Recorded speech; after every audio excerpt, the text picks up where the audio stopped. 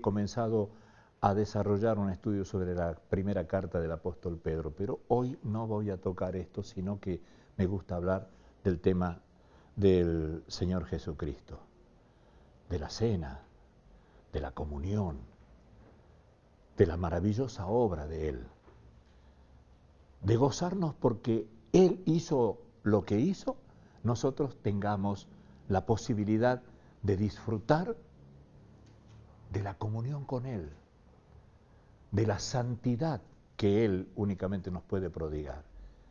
Me agrada mucho que hablemos de estas cosas en un día tan especial como es este, en el cual vamos a tomar la Santa Cena del Señor. Por eso había escogido este versículo, esta línea del versículo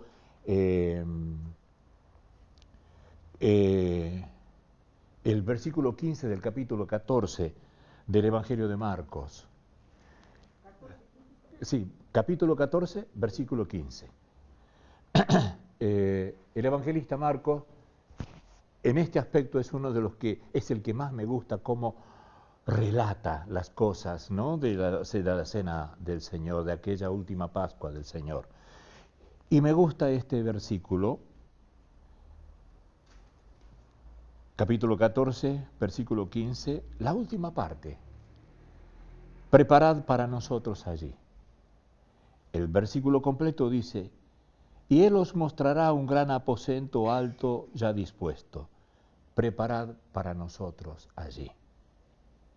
Tiene una connotación muy especial esto. Él envía a dos discípulos suyos, el Señor Jesús, a Pedro y a Juan. Los envía a ellos para que vayan a preparar el lugar para donde ellos iban a disfrutar de la Pascua. Ellos le habían preguntado primitivamente al Señor: Señor, ¿dónde quieres que preparemos la Pascua para que comas la Pascua? Eso le preguntaron.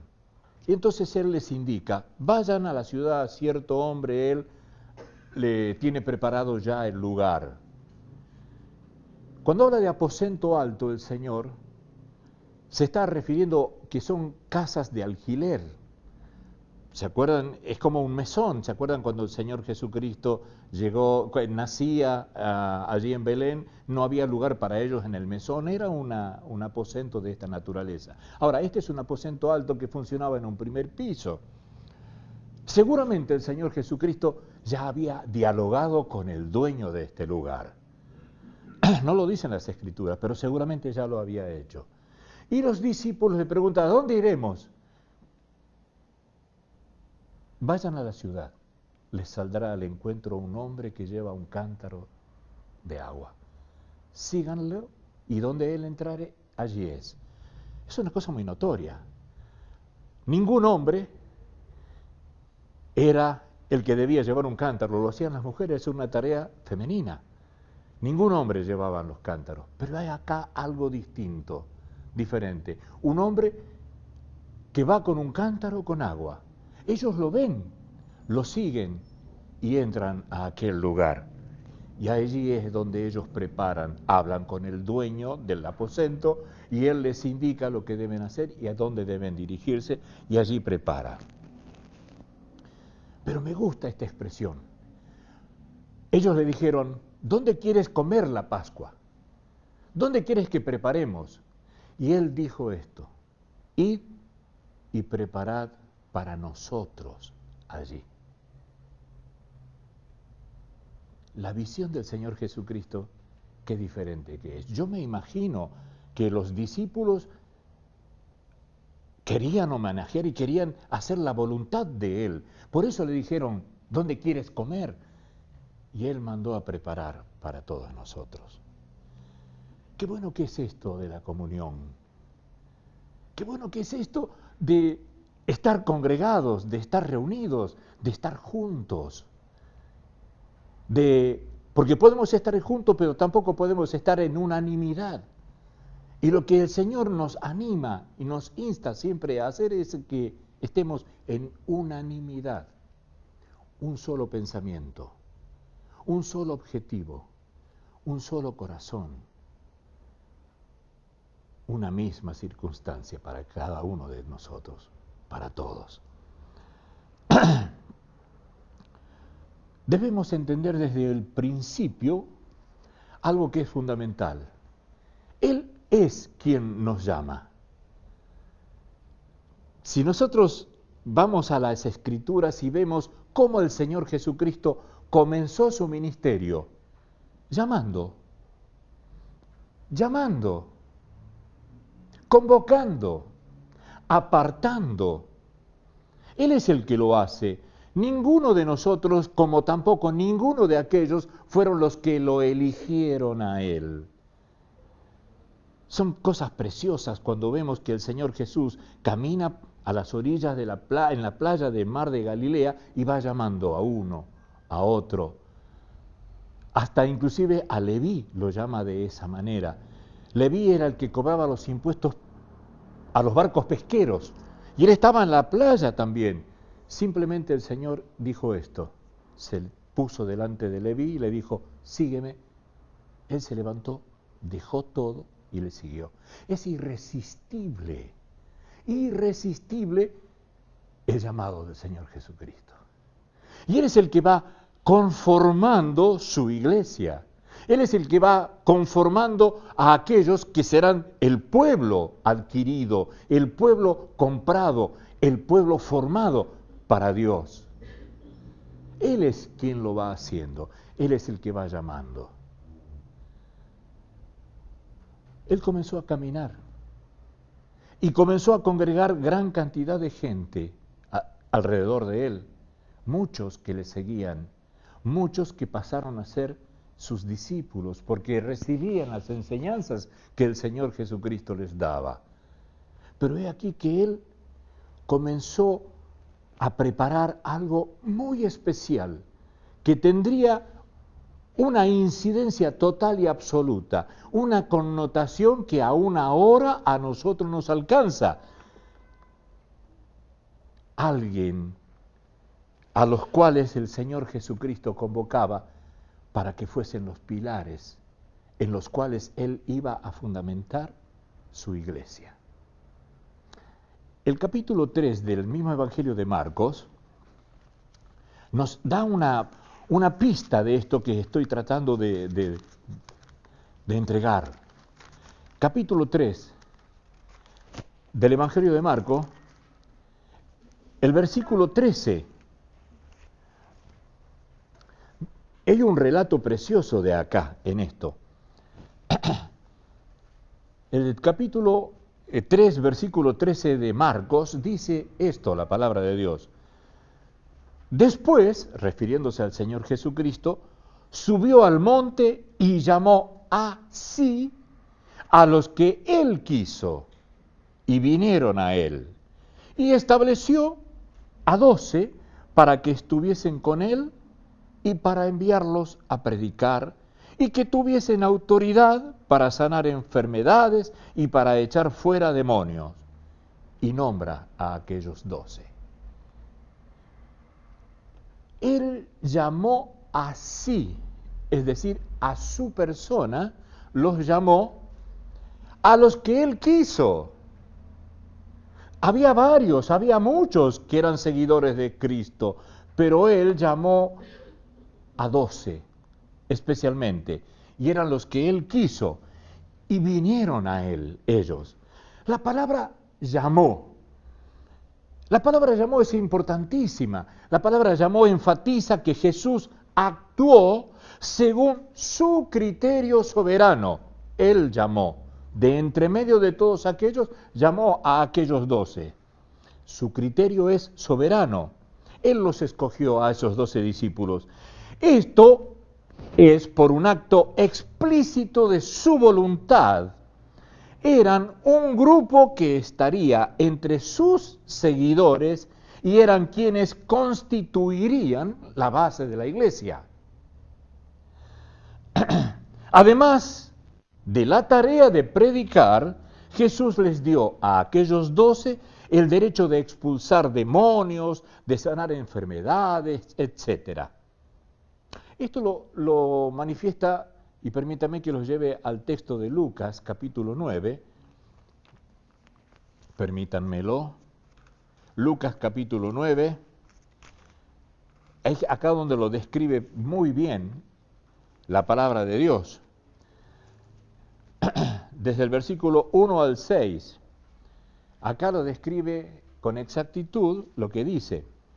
Habiendo reunido a sus 12 discípulos, les dio poder y autoridad sobre todos los demonios y para sanar enfermedades, y los envió a predicar el reino de Dios y a sanar a los enfermos. Y les dijo, no toméis nada para el camino, ni bordón, ni alforja, ni pan, ni dinero, ni llevéis 2 túnicas.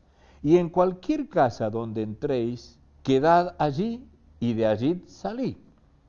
Y donde quiera que no os recibieren, salid de aquella ciudad y sacudid el polvo de vuestros pies en testimonio contra ellos. Y saliendo, pasaban por todas las aldeas anunciando el evangelio y sanando por todas partes. Esta es la precisa misión que les fue encomendada. Ahora está muy bien descrita y largamente descrita en el Evangelio de Mateo, en el capítulo 10, del versículo 1 al 42. Después lo leen en casa. Pero ahí está bien descrito todo lo que el Señor Jesucristo les da a entender, les da a conocer, y cómo el poder que el Señor Jesucristo está posesionado sobre aquellos 12 únicamente.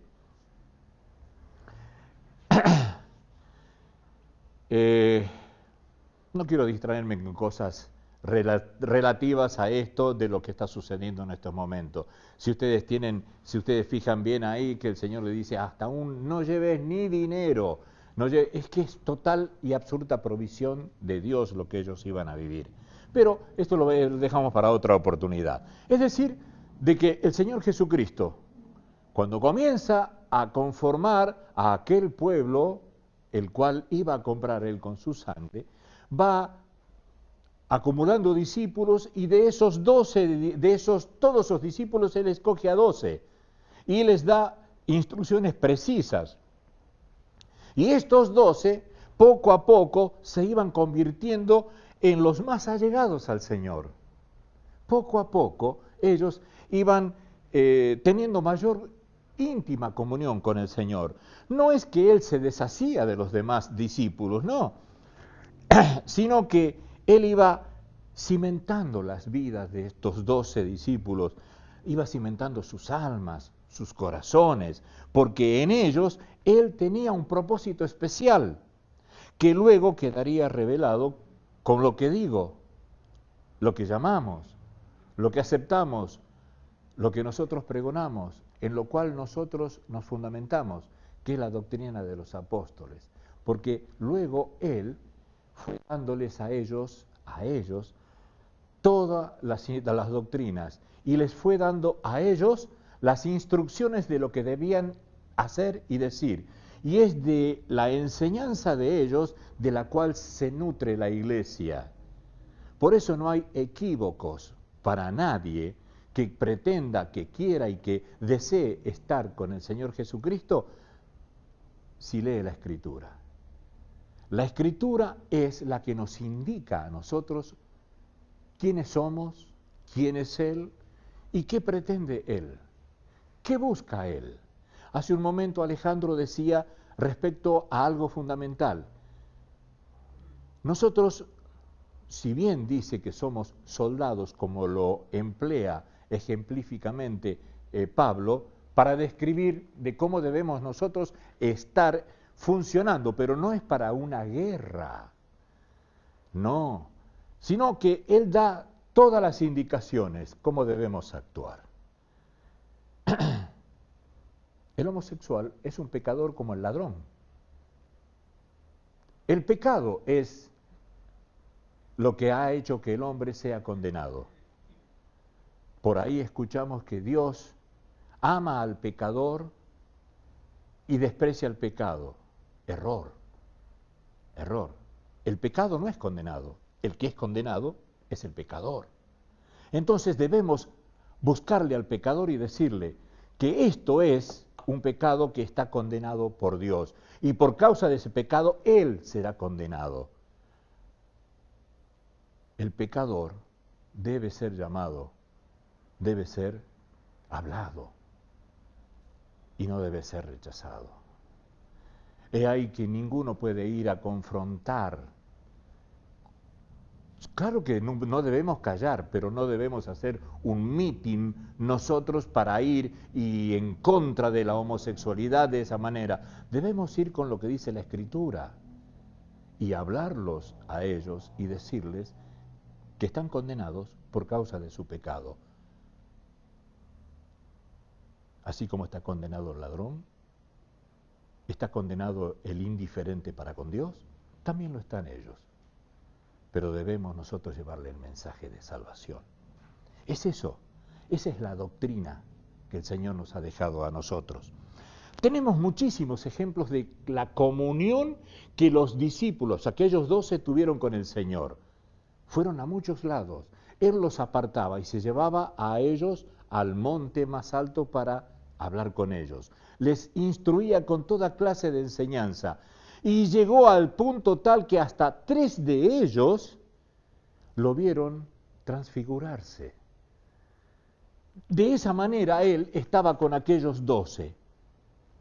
Había muchísima intimidad entre ellos, los discípulos y el Señor Jesucristo. Por eso me gusta esta expresión. Preparen para nosotros allí.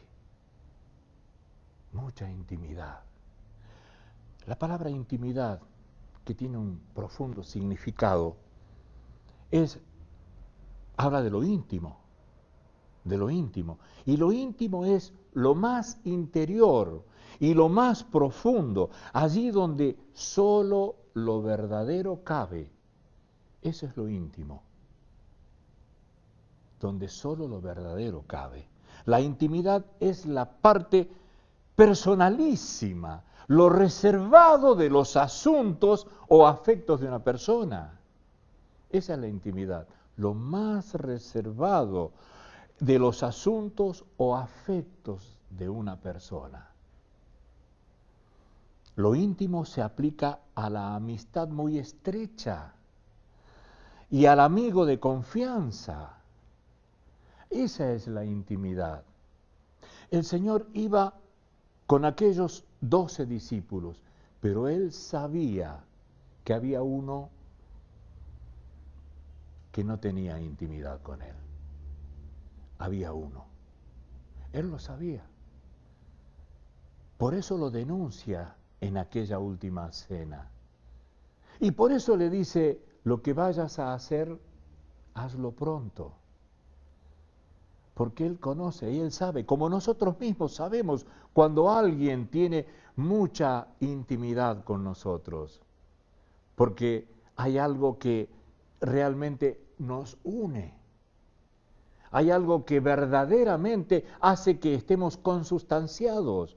Lo íntimo se aplica a la amistad estrecha, al amigo de confianza.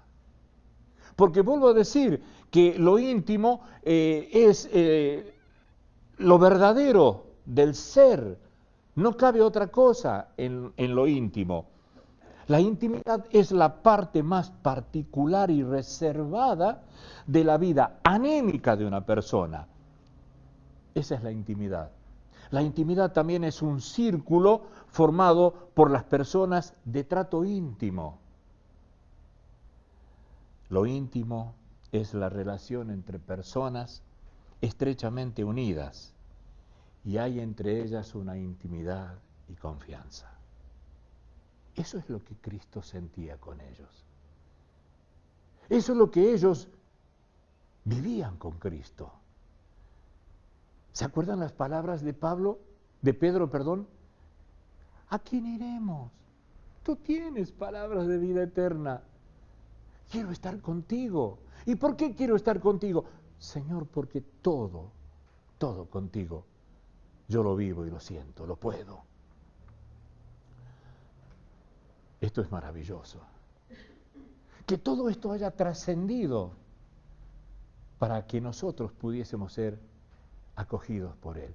Él nos dejó una enseñanza. El apóstol Pablo mismo, en el capítulo 11, a la primera carta de los Corintios, lo dice.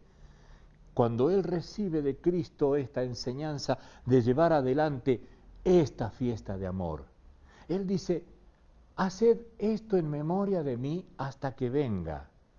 Y cuando él dice esta expresión, verdaderamente ninguno de nosotros puede sentirse dejado afuera de esta expresión tan preciosa. Preparad para nosotros allí. Es algo muy especial, algo muy profundo. Nosotros estamos invitados, pero no tan solo a venir y sentarnos y esperar a ver cómo hace Él las cosas. Esto es algo diferente. Nosotros venimos aquí a preparar el lugar, preparar nuestra alma, prepararnos entre todos nosotros para que Él sea glorificado, para que Él sea adorado, para que Él sea alabado. Eso es lo que Él dice. El Señor deja esta expresión preciosa al decir: para nosotros, preparad allí para nosotros. Miren lo que dice el Evangelio según San Juan, capítulo 15, el versículo 16. Juan capítulo 15, versículo 16.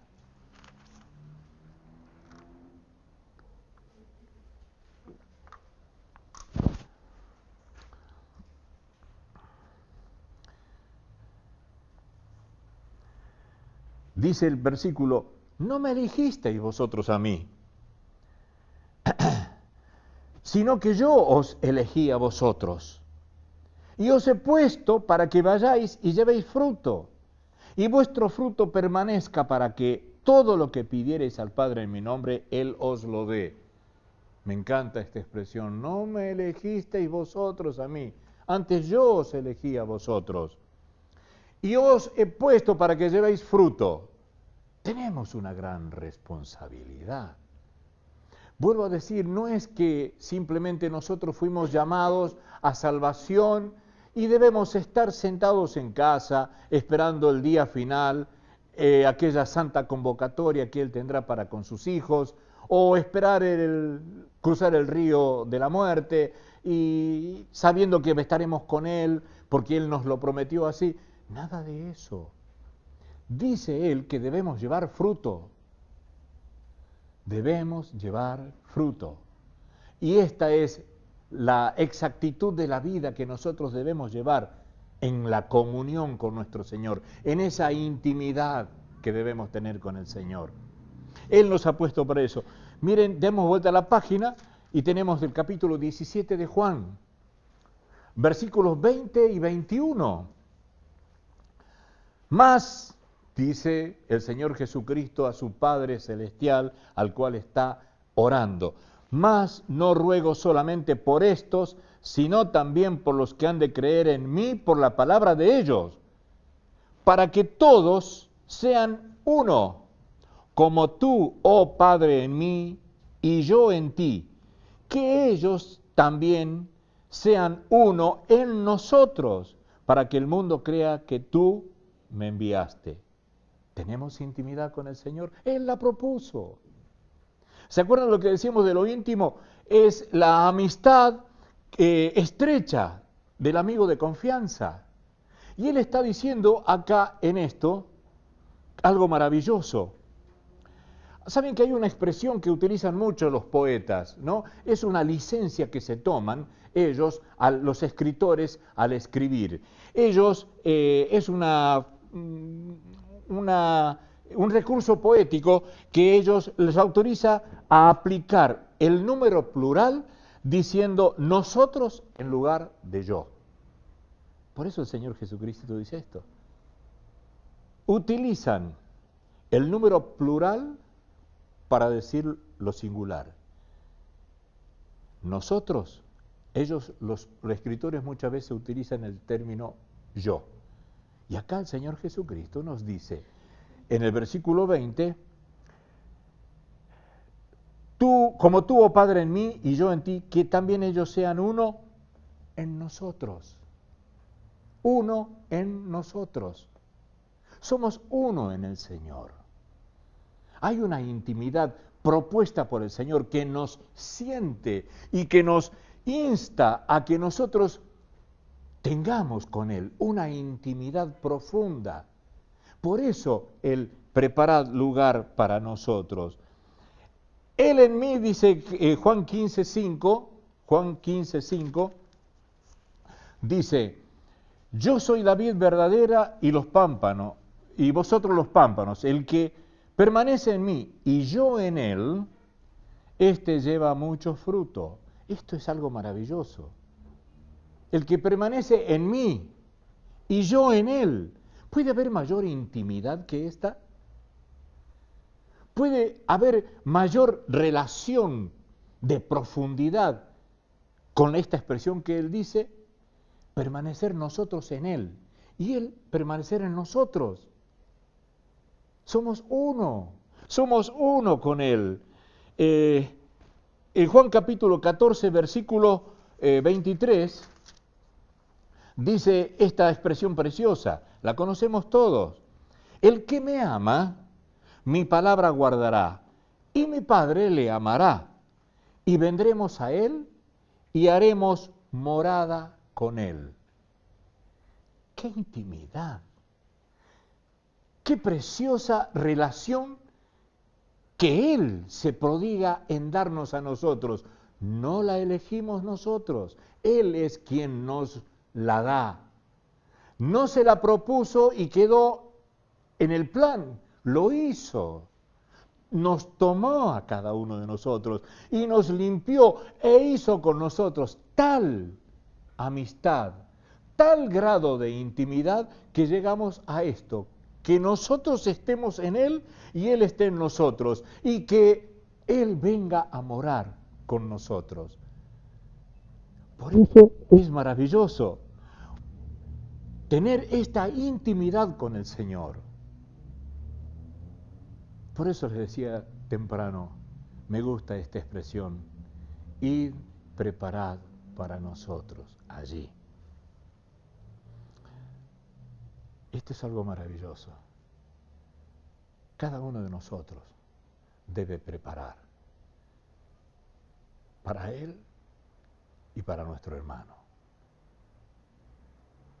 Porque así como disfrutamos muchas veces de una buena aventura en nuestra vida, como disfrutamos muchas veces de algo que es bueno o una buena situación, no estoy enfermo, estoy bien, esto me debe animar y me debe guiar a preparar a mi hermano para que pueda estar aquí. No es tan solo preparar para el Señor, por eso dice la expresión, preparad para nosotros allí. Yo tengo una responsabilidad, como la tenemos todos y cada uno de nosotros, de preparar este momento para Él y para nuestros hermanos. Porque esto habla de la comunión, esto habla de la intimidad. Preparar lugar para nosotros. Y Él no se ha colocado en un sitial más elevado, porque esta es una cena de comunión. ¿Sentimos lo mismo que Él? ¿Gozamos lo mismo que Él goza de tenernos aquí?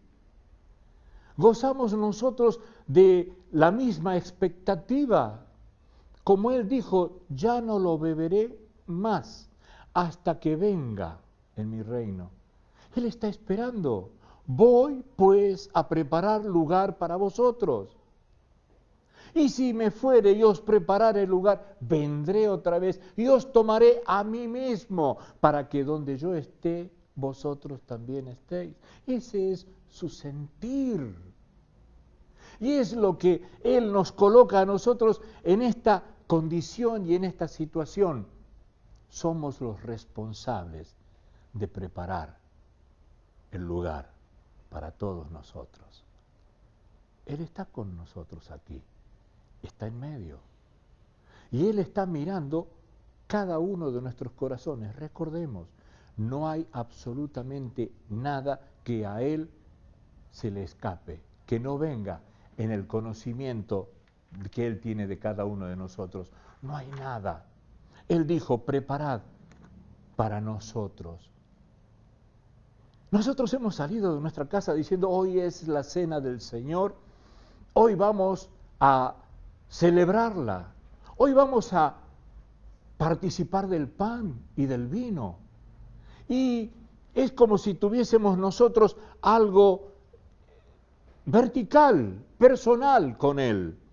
Pero Él nos enseña algo fundamental.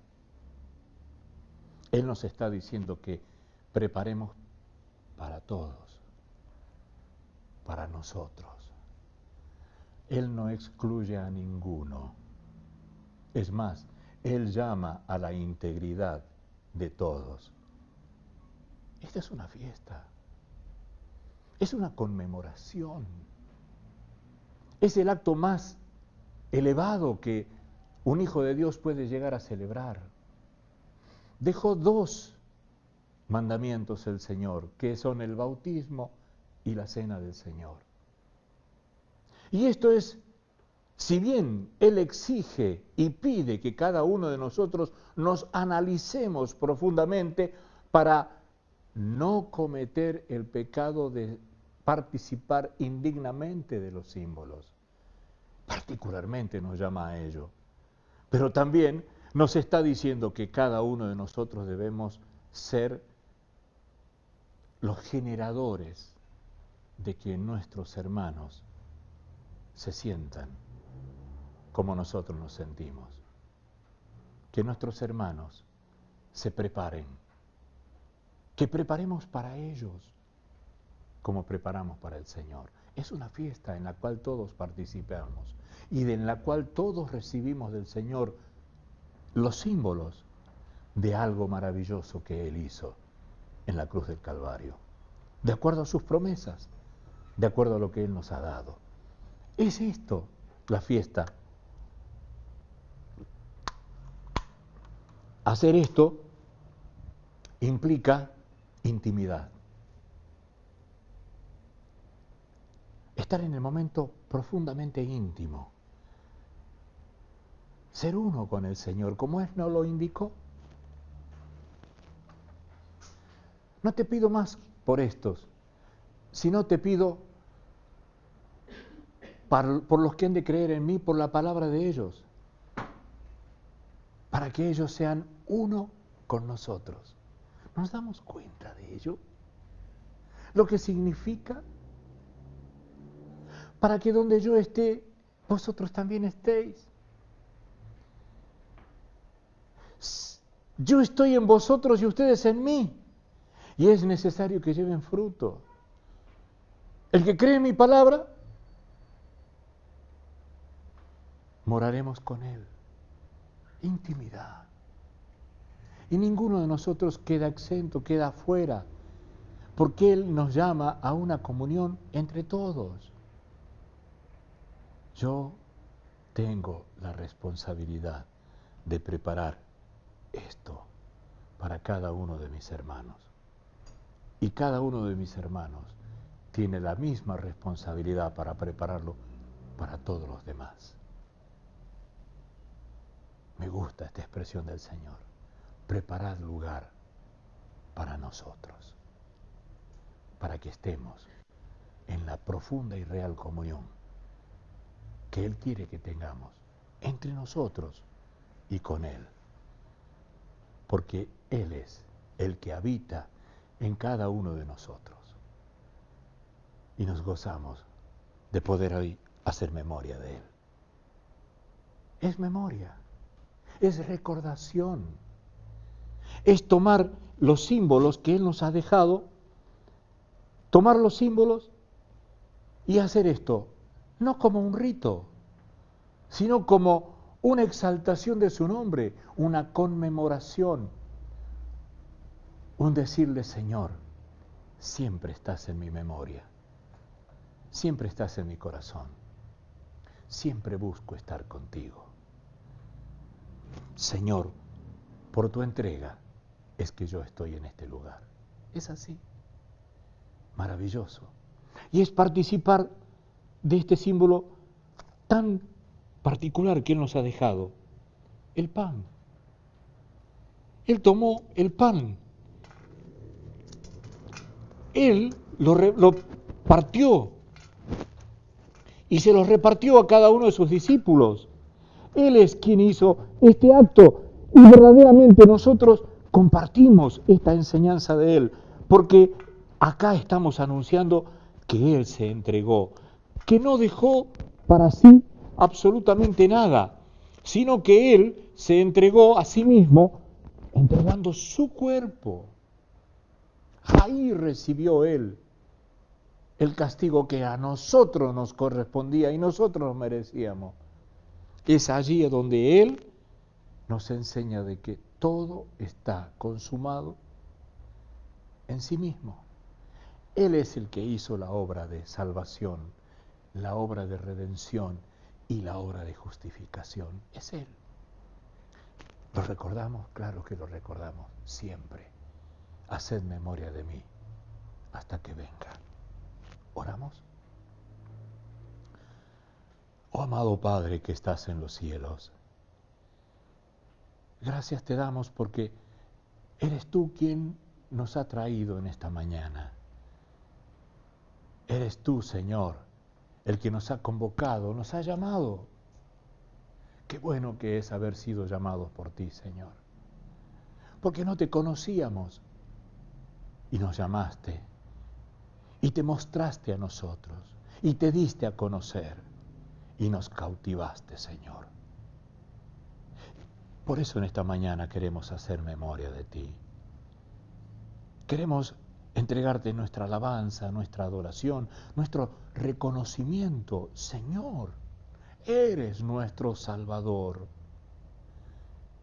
Y queremos estar así, como nos lo has propuesto, Señor, en íntima comunión contigo. Que no haya nada que se interponga entre nuestra relación contigo, ni que tampoco haya obstáculos entre tu relación con nosotros. Señor, queremos estar entregados a ti. Por eso te agradecemos en esta mañana la maravillosa obra que hiciste con cada uno de nosotros. Bendícenos para participar del pan, que es símbolo de tu entrega, Señor, de tu cuerpo que fue lacerado, quebrantado, castigado, partido por nosotros.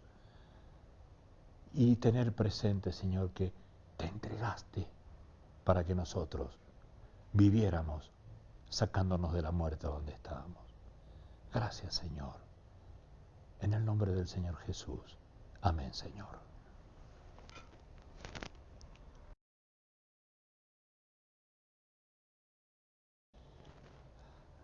Disfrutar de este momento sabiendo de la intimidad que tenemos con Él. Es maravilloso. Gracias, Señor.